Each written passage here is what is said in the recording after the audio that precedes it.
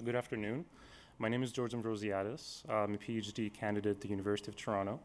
The work I'll be presenting was conducted in collaboration with Dr. Medha Bhadkamkar of Symantec's research labs.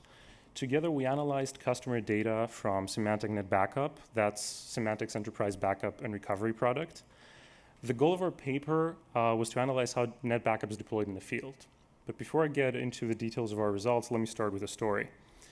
So about a week ago, I was expected to start an internship here in the US. In order to do that, I had to obtain a visa.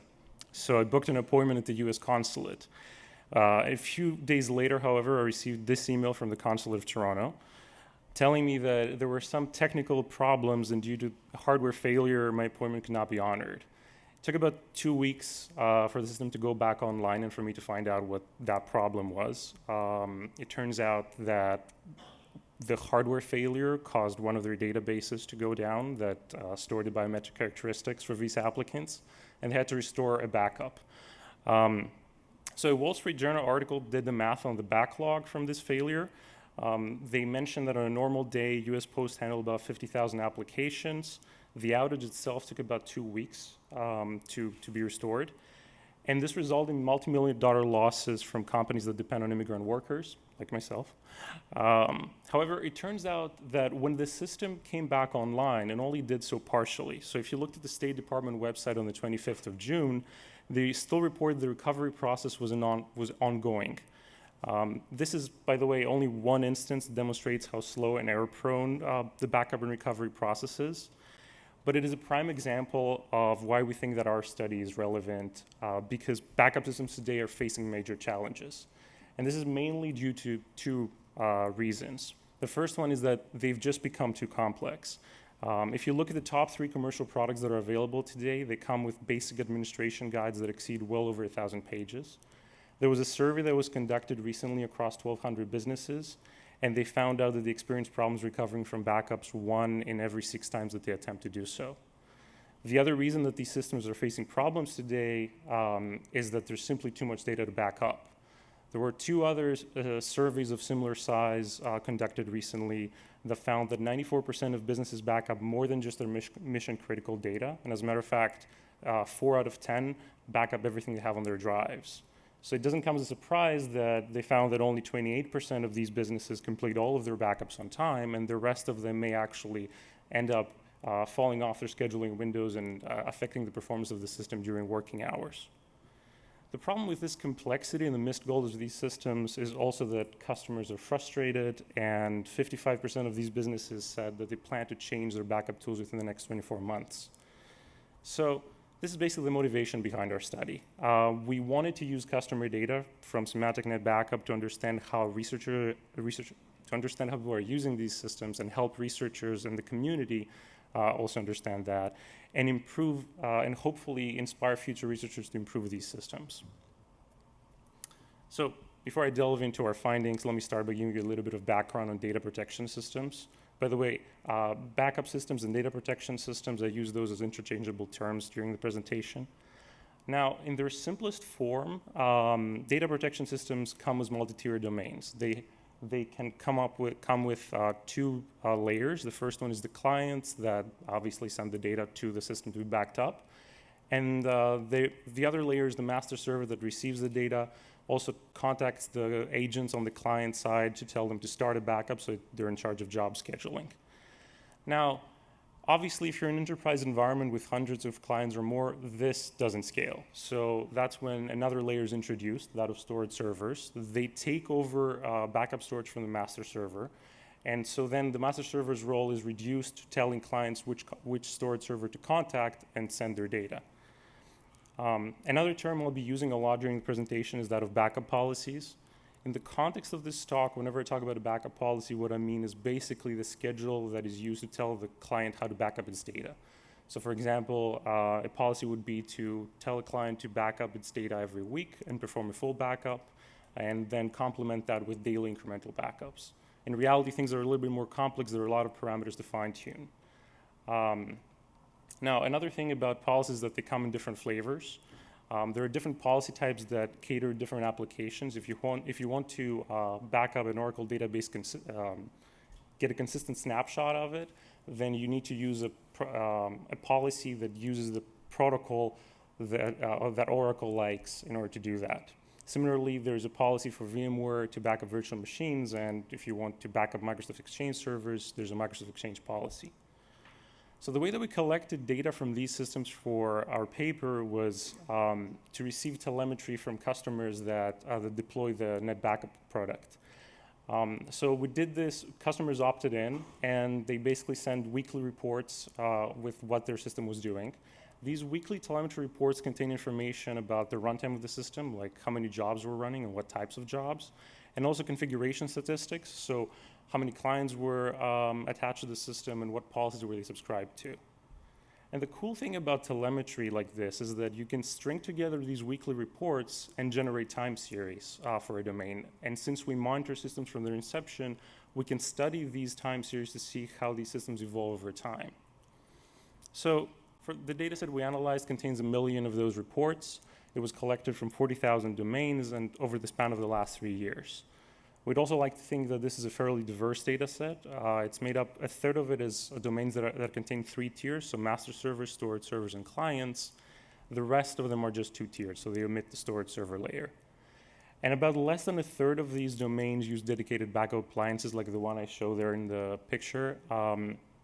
So those are basically servers that are dedicated to doing backup work. Now, so for the outline of my talk, I'll now talk about the findings that you've probably been waiting for. So we've broken down our findings into 3 different categories, ranging from results that are specific to domain configuration to those that are specific to jobs. And finally, I will conclude the talk by pointing out avenues for future research that were supported by our findings. So the first category of results is that of domain configuration. Recall that by domain, I mean the entire backup system. And by configuration, what I mean is, for example, how many clients are attached to the system. That's something that can change over time. And I'm going to start with that. So the plot that I show here was taken from one domain. So what I show here is the number of clients for that domain as it changes over time. So the y-axis is the number of clients, the x-axis is the week of operation for the domain. So since we monitor systems from their inception, this number starts close to 0 until the administrator has added all of the clients in the system, and that's where the configuration period ends. We've also, past that configuration period, we've studied how often there are changes in the number of clients and what is the magnitude of these changes. Now, I'm going to highlight some findings that we have in the paper. One thing we found is that the client populations rarely shrink. This initial configuration period I described before lasts on 3 weeks on average. But as soon as that is over, 93% of changes in the number of clients are attributed just to growth, to adding clients. Furthermore, when it comes to adding clients, clients are introduced every 3 months on average. They're introduced on a monthly basis in general, and they're introduced in groups. Now, the group size may vary across domains, but there's low variability across changes. Apart from about 5% of those changes that are growth bursts that can be 2 or 3 times the average. So the takeaway message here is that if you're an administrator of these systems and you want to provision for resources, you should keep in mind that clients will be added in bursts, and you should provision your resources, for example, bandwidth, accordingly. The thing is, though, that as soon as a client is added, that's not where everything ends. So for the client to send its data, it needs to be subscribed to a policy that tells it how to do so. And it turns out that this step doesn't happen at the same time as the addition of the client. As a matter of fact, 16% of the clients spend at least some time unprotected. Half of them, so 8%, spend more than half their time in the system just sitting there and not sending data. On top of that, when you look at the backup system as a whole, there's a policy that tells basically the system to back up its metadata, the master server. That policy was only used by 32% of domains in our data set. Now, these are alarming results. And so we wanted to see if there's a way to automatically configure policies for these systems. And to do so, we need to see basically how diverse are these systems in terms of the policies of the applications that they protect. It turns out that they're not very diverse. Domains typically protect fewer than 3 different application types. I show here a CDF that shows how what is the average number of policy types for different domains. You'll notice that there's about 10% of domains, so basically the tail of the distribution, that protect more than 6 applications. That's interesting in its own right, but I want you to focus on the other end. If you look at the number of systems that only protect one application type, that's 36% of domains. So there's not really many choices when you're picking a policy.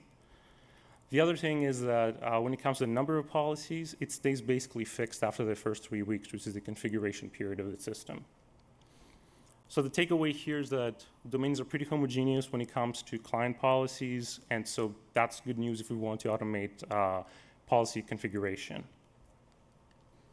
The second category of results I'll be talking about is that of job scheduling. When I say a job, I mean a full backup, an incremental backup, or a recovery operation. We study other types of jobs in the system, but I'll just keep it simple for now. So in terms of scheduling, we looked at how frequently your job's scheduled and when. And I'll start with the former. So when it comes to frequency, one of the things we found is rather obvious that different job types are scheduled with different frequency characteristics. What I mean by this is that, for example, for recovery operations, we found that they are rare events and they happen infrequently. Specifically, only 3.1% of domains in our data set have ever recovered any data. And if you look at those 1,300 domains more closely, we can break them down into two groups that have distinct characteristics. About 3/4 of them, more than 900, recover every 2 months on average, and they don't have many recovery events in their history. And then the rest of them are more interesting. So there's about 337 domains. Those recover every 2 weeks on average, and on average, they have about 17 recovery events in their history. It turns out that the reason behind this is that administrators test their backups to see whether they can actually recover from them. But the alarming thing here is that this happens in only 0.8% of the domains in our entire data set. So it's definitely not a popular practice to test if your backups you can recover from your backups. The other thing is, if you look at the literature about full backups, they assume that full backups are weekly events. They happen towards the end of the week, then they're complemented by daily incremental backups. We did not see that in our data set. As a matter of fact, what we saw is that full backups are very rarely weekly events. So only 17% of domains perform full backups every 6 to 8 days. 44% perform them every 3 to 6 days, and an additional 28% perform them every 1 to 3 days. Now, on top of that, if we look at all of those systems that perform backups every 1 to 6 days, so the frequent full backups, only 33% of those also perform incremental backups. The rest of them don't. So the takeaway here is that when it comes to the designers of these systems, of backup systems, to take into account that recoverability of images is not tested by users, and also that frequent full backups are preferred compared to incremental ones. The other thing we looked at was timing of jobs, so specifically when exactly during the week are jobs scheduled. The plot I show here shows you basically the probability that a job is going to get scheduled at a given hour of the week. So the y-axis is scheduling probability, and the x-axis is the hour of the week starting from Monday at midnight until the next Monday at midnight. And so the first thing that stands out is that there's clearly a daily pattern. I went ahead and marked the beginning of and end of every day to make it more visible. The second observation is that if you look within a day, it seems like the last quarter of the day is when most of the activity happens. Specifically, there's a spike at 6 p.m. and another spike at midnight when jobs are scheduled. By schedule, I mean they start. And a final observation is if you look at the weekend, Saturdays and Sundays, although the literature assumes that this is usually when backups happen because no one's around, turns out that this is exactly the opposite in reality. It turns out that backup systems are taking a break. The reason behind these trends here is that administrators tend to prefer default scheduling windows. The default scheduling window in NetBackup starts at 6 p.m. and the second one for any jobs that don't fit in that, you guessed it right, it's at midnight. So this is the second spike. But one thing that NetBackup doesn't know about is the weekend. It turns out that administrators turn off backups during the weekends because if something goes wrong, you want to be there. So the takeaway here is that if you're going to consistently use the same scheduling window, you should not be surprised if you see a job burst like this. And finally, the last category of results I'll be talking about is that of how backup data grows in a system. Specifically, we looked at job sizes and also retention rates. How long are data kept in the system as soon as the backup finishes. So the first thing, job sizes. I'm showing you here distributions of the average job size for different job types. So the three distributions I show are incremental backups, full backups, and recovery operations. And the x-axis shows you the average gigabytes transferred per job for a given system. So the first thing that stands out is that if you look at the green and the blue line, these are the incremental and full backup distributions. They almost completely overlap. And we were curious to find out why this was the case, since you expect that incremental backups would be smaller. It turns out that, well, one is the obvious culprit. Deduplication is why full backups end up being really small. There has been a lot of work on deduplication. We have a lot of results in the paper, but I'll omit them. So I'm just going to give you one number.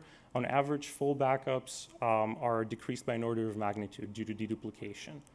But this explains sort of like half of the picture. Why are full backups small enough that they resemble incremental backups in size?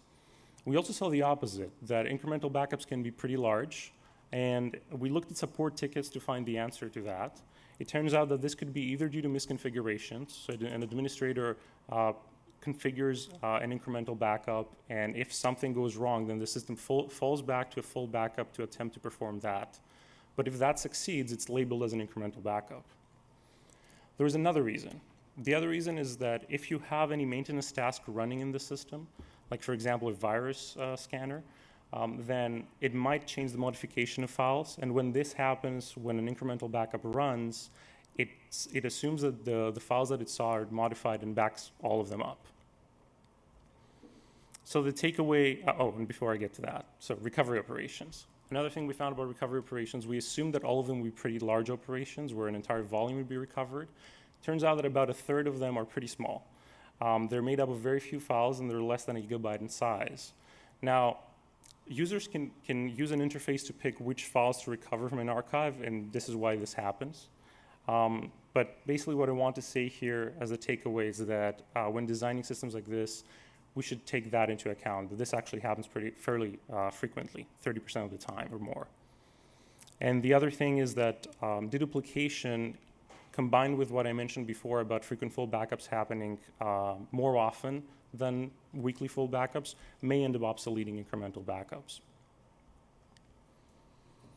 Finally, retention periods for different jobs. So whenever a job is scheduled, you can pick how long the data is going to be retained in the system before it is retired. So the distributions I show here are for incremental and full backups. The x-axis shows you the retention period that was picked for that. I should point out here that for NetBackup, you get a drop-down menu that has preset retention periods that range from a week to a year. It turns out that 94% of administrators pick job retention from those, and they don't specify their own. And those are basically all the periods that fall within the range that I've highlighted there in the x-axis. Now, specifically, you can look at the CDF, and there's a jump every time that an X tick is there. Another thing is, when it comes to incremental backups, the default is 2 weeks, and people tend to not deviate from that. But for full backups, things are different. So the retention period can range. There are full backups that are retained a week or a month or more than a few months. It turns out there's a very strong correlation between how frequently full backups are performed in a system and how long they're being retained. More specifically, the less frequent that you perform full backups, the more time that people retain them. And this is mainly for storage capacity reasons. If you perform full backups very frequently, you want to retain them for less time so you have enough storage to keep them in. And that is sort of the takeaway here, that this is how people pick retention periods, and we should take that into account when designing these systems. All right, and I'll conclude with avenues for future research that are supported by our findings. So in summary, I showed results before that talk about how clients are introduced in bursts, yet they may be left unprotected because they're not subscribed to policies. On the other hand, domains are pretty homogeneous when it comes to the policies that are protecting the client, so it's not hard to pick from them. So a possible direction would be enabling these systems to automatically configure their policies for their clients. Another thing is, I mentioned before how default scheduling windows are picked, and that leads to job bursts. but the administrator is not told about that. Yet it would be pretty easy to inform the user about this or even self-heal from this. Another direction is that of improving rehydration time for deduplicated backup images. I mentioned that deduplicated full backups are frequent and sometimes they're preferred to incremental ones. It seems like the last step to basically replacing incremental backups is being able to recover from deduplicated backup images pretty fast. And this is actually a pretty active area of research. We cite a number of papers in our paper that work exactly on this. Another direction is that of revisiting backup retention. I mentioned that initially that about a third of our data set, the backup systems were made up of dedicated backup appliances. So the thing that we thought when we saw this is that why not just use all of the backup storage and ask people for retention periods? Why not instead ask administrators to tell you what to delete when you've run out of space? And since retention periods are picked with storage capacity in mind, it seems that this might be the right direction to go. And the final direction that I'm going to mention here is that of re-examining techniques for instant recovery. We found that recovery events, about a third of them, are made up of a few files. And so maybe this means that we need to bring these files closer to the clients to make them recover more instantly. And again, there was a FAST paper a couple years ago that worked exactly on this. Now, with that, I will conclude my talk. Thank you very much for listening.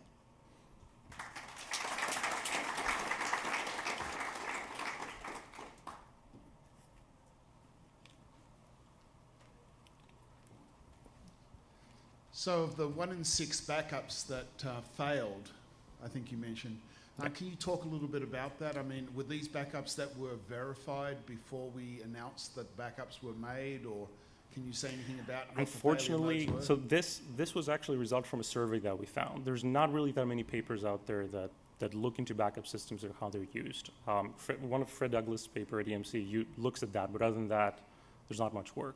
So for that survey, the only question they had is basically how often they asked IT professionals, and they told them that 1 in 6 fails, or at least. Was this 1 in 6 failure rate perceived as an issue, or? Yes. Okay. It was. So I had thought that I understood this from reading the paper previously, but when I looked at it as flipped through it as you were talking, I couldn't identify something. So NetBackup is both a software package and kind of an appliance of its own, right? So are you reporting the software that talks to other systems such as data domain and so on, or are you reporting only the things that go to a NetBackup appliance? And if it's the former, then does that mean that some of your full backups are going to tape as well as disk, or are you only looking at disk-based systems? So it is the former. That's why I mentioned initially that we have about a third of our data set is appliances. Those are actually Symantec appliances. So it might actually be a higher percentage that we don't know about. Now, what was the second part of your question? Well, I guess I was asking if the things that you were reporting on were only things that were going to those appliances or to other things like tape. So when you talk about things that if people are doing full backups that are every few days, yeah, are they more likely to be doing that if they're going out tape than if they're going out to a disk-based appliance? So unfortunately, we don't have this information. Like what happens after the data leaves the system, in the telemetry that we have collected, we don't have the information of where it goes. What is the characteristics of the device where it's being stored? We're looking at extending sort of the infrastructure to collect more telemetry, but yeah. Actually, I have a question. Yeah. So have you looked at the security aspect? Like, do companies encrypt their data during backup? We don't have this information. I don't know if NetBackup has a feature like that to encrypt your backups on top of that. Does it? So it probably does. We don't have this information in the telemetry, though, so I can't answer that. So, like, actually, my real concern is, would that affect deduplication? I see. Okay. Once we have collected data on this, it will be interesting to look into a correlation between the two. Yes. Thanks. So let's. Oh, sorry. Follow up on the type of data you're backing up to, and the answer to this may be inherent in the name at the top of that slide. But if you were backing up to a storage appliance, and rather than a backup appliance, many storage appliances now are adding deduplication as part of the feature set of the storage appliance. Yeah. I'm assuming that the deduplication you're talking about is part of the backup software. It is. If you have a choice of incorporating the deduplication in the backup software versus backing up as a file stream to some storage appliance that has deduplication as an inherent feature of the appliance, where is that trade-off, and what would your research suggest? So before I get to that, I want to mention that Symantec, I think, ships something like that, an appliance that does that. Now, for NetBackup does it as well on the software side. And specifically, the deduplication rates I mentioned here are specific to client-side deduplication, which is why I mentioned average number of gigabytes transferred to the backup system. So what was your question on that? Well, that was actually a part of it. Is it The trade-off in terms of whether people are using the storage device duplication versus the software one? right? What are the advantages of having the deduplication in the appliance, that is essentially the backup media, versus having the deduplication in the software that's generating the backup? If I had data that told me what the rates were on devices on the hardware side, not the hardware side, the device side versus the software side, I would be able to answer that question with some data. But you could get my personal opinion on that, but I don't think that's very useful. Now, what I want to say is that out of all the jobs that we looked at, I don't remember what the exact percentage was, but more than 95% were enabling deduplication within the software product. Although we know that there are customers that are using devices that can do deduplication, or in some cases they have software packages that deduplicate after the fact, after you've finished your backup. But that was not something that happened frequently. Thank you. You're welcome. So let's Right. thank the speaker. Thank you.